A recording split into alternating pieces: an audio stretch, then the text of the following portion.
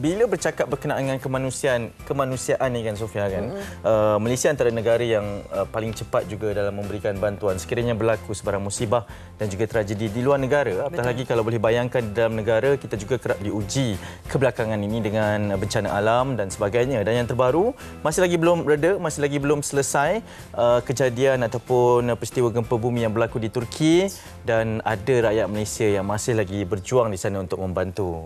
Dan untuk makluman anda, gempa bumi yang pertama sekali menggegarkan seluruh dunia kita lihat pada 6 Februari lalu di mana kita melihat tim SMART kita ataupun anggota keselamatan SAR daripada Malaysia yang terus ke lokasi untuk memberikan bantuan sebaik mungkin. Dan beberapa hari yang lepas pada 20 Februari kita mendengar antara penceritaan ataupun pengkabaran di mana ada gempa bumi yang kedua. Jadi kata ini antara misi yang sangat sukar, misi yang pastinya memerlukan begitu banyak pengorbanan dan bukan sahaja anggota keselamatan kita di sana, tapi kita juga ada rakan-rakan media dan juga wartawan yang juga berada di lokasi. Ini antara yang kita ingin tekankan.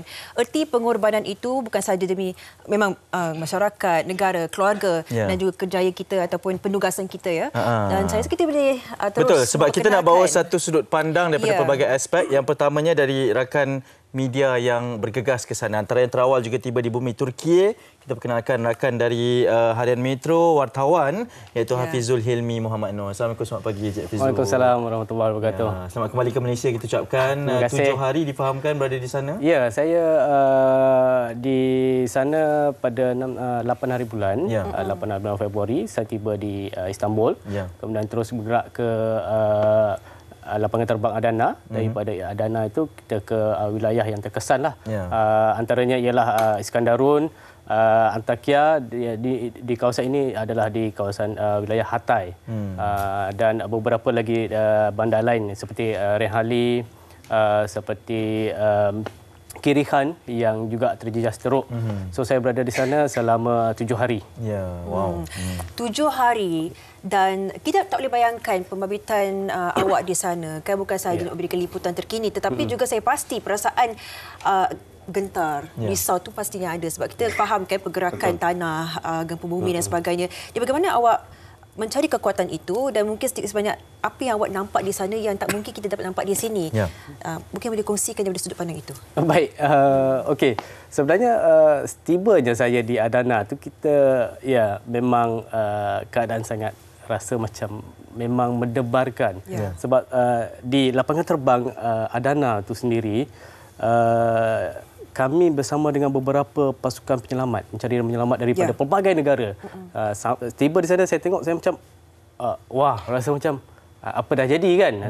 Sebab kita baru di lapangan terbang Adana, kemudian kita terus ke Bandar Iskandarun ketika itu. Apabila saya tiba di Bandar Iskandarun tu, memang kelihatan memang kemusnahan yang sangat besar masa tu dan dah mula rasa berdebar-debar kan. Inilah dia kan. Tapi tugas sebagai wartawan, saya perlu cepat berfikir, bertindak kan apa yang perlu saya buat. Dan langkah seterusnya saya kena tenangkan diri dulu. Saya kena tengok kawasan sekitar apa semua. Kemudian baru saya atur rancanganlah satu persatu apa yang perlu saya buat untuk menyampaikan maklumat dan saluran secara terus kepada khususnya rakyat di Malaysia lah kan. Pada masa itu saya antara yang terawal.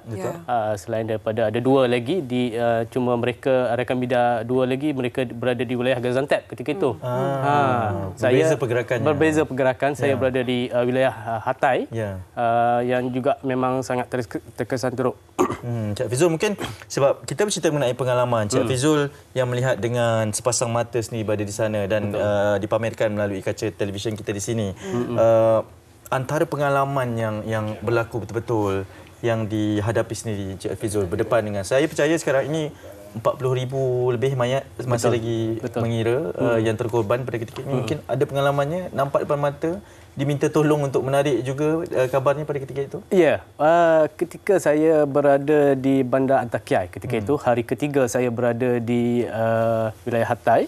Kami masuk daripada Bandar Iskandarun ke Hatay, kira-kira perjalanan kira-kira 3 jam. permukaan jalan pun tidak berapa bagus. Susulan keadaan gempa, kesan gempa itu. Kemudian tiba di bandar Antakya, memang 90% keadaan bangunan di sana memang runtuh. 90%? Hampir 90% memang keadaan sana runtuh. Tinggal jalan je kan. Orang tengok kiri kanan memang keadaan itu runtuh. Kemudian kami berhentilah. Saya bersama dengan Sukarelawan Muslim Care Malaysia. Ada 3 orang lagi. So kami berhenti di satu kawasan tu. Dan kami dibenarkan oleh pasukan agensi bencana dan keselamatan Turki untuk masuk. Jadi ketika saya mula masuk, saya memang tengok ramai banyak keluarga yang duduk di tepi bangunan runtuh itu sendiri. Menanti, mencari dan menanti. Kemudian saya cuba approach untuk satu keluarga ni. Saya cuba tanya dia kan, you tunggu apa sebenarnya? Awak tunggu apa? Dia kata dia tunggu satu-satunya anak dia yang ada kat situ. I wait for my only son. Dia kata. Yang berada di sebalik runtuhan. Berada di balik runtuhan. Kemudian saya tanya dia, awak duduk di tingkat berapa? Dia kata dia duduk di tingkat bawah. Dia minta saya tolong carikan. Masa tu saya dah memang meruntun lah. Saya dah meruntun jiwa. Lepas saya bercakap dengan dia tu, lagi ramai lagi orang datang kepada saya untuk tak tolong. Kerana mereka menjangkakan mungkin ini bantuan yang tiba yang awak bawakan juga kan? Ya, betul. Kemudian saya juga ke kawasan runtuhan kan. Saya masuk juga ke kawasan runtuhan dan melihat ahli keluarga serta kerja-kerja penyelamat dijalankan ketika itu kan. Cuma kami tidak dibenarkan berada lama lah sebab kami tidak mempunyai peralatan yang cukup lengkap untuk berada di sana dan untuk sebagai langkah-langkah keselamatan kan. Cik Fizul, bila kita bercakap tentang menjalankan tugas ni kan, bagaimanapun kita cuba untuk letakkan fokus kita untuk menyampaikan penugasannya. Tetapi bila berdepan dengan situasi ini, ialah kita terus ke arah humanity kita, ingin membantu. Dan pada ketika itu dibandingkan dengan segala misi sebelum ini, segala tanggungjawab yang perlu dilaksanakan dalam misi-misi sebelum ini di negara lain dan sebagainya, apakah yang menjadi yang paling sukar ketika keberadaan awak di Turki pada ketika itu? Cabaran. Betul. Okey, adakah berhubung dengan rakyat di sana ataupun bagaimana? Okey, ada beberapa cabaran yang sepanjang 7 hari saya berada di sana. Pertama sekali adalah faktor komunikasi saya di sana. Itu dari segi bahasa cakapan. Tak ramai yang boleh berbahasa Inggeris. Okey. Di sana kalau di selatan Turki ini ada juga yang menggunakan bahasa Arab. Sebab mereka ada daripada Syria dan menetap di selatan Turki dan yang kedua adalah of course mereka menggunakan bahasa Turki. Jadi itu antara satu cabaran, dan cabaran lain adalah perbezaan masa selama 5 jam untuk kita mengejar untuk mengantar bahan ni sebagai wartawan kan.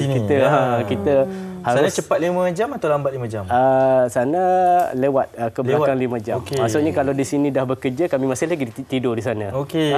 Jadi bila kami baru bangun, sini dah petang. Jadi dia agak kita agak tergesa-gesa, dan itu perlu ada satu perancangan yang betul.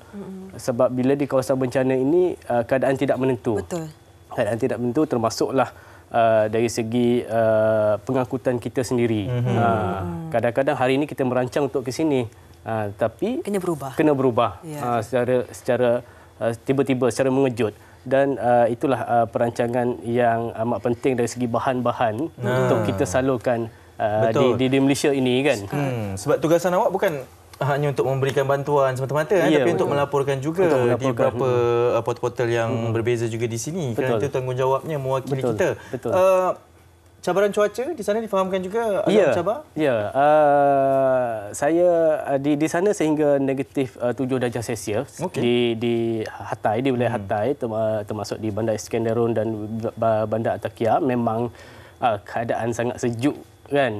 Jadi kalau kita nak keluar untuk menaik satu bahan tu pun dah rasa macam kan beku jugalah katakan. Kita rakyat Malaysia kita tak biasa. Kurang biasa dengan cuaca yang sejuk. Paling sejuk pun kita berada di Cameron Highland kan. Tapi bila di sana ia satu cabaran. Jadi terpaksa kita jadikan itu kebiasaan. Apa pun kita kena laksanakan tugas kita. Betul. Kita kena lengkapkan dan hantar maklumat-maklumat dan informasi itu terus kepada rakyat Malaysia. Mental dan fizikal ya.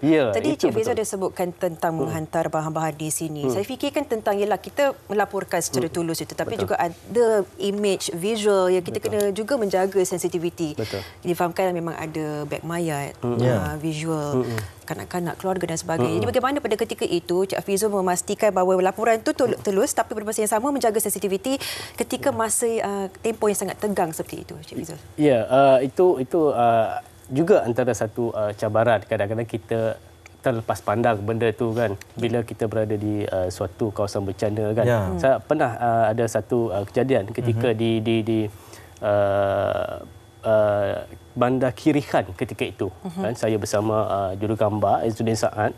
Ketika itu kami sedang menaiki kereta dan daripada dalam kenderaan tu kami cuba mengambil visual kan. Cuma kami tidak peka dengan keadaan sekitar bahawasanya visual yang kami ambil itu adalah mayat-mayat yang bergelimpangan.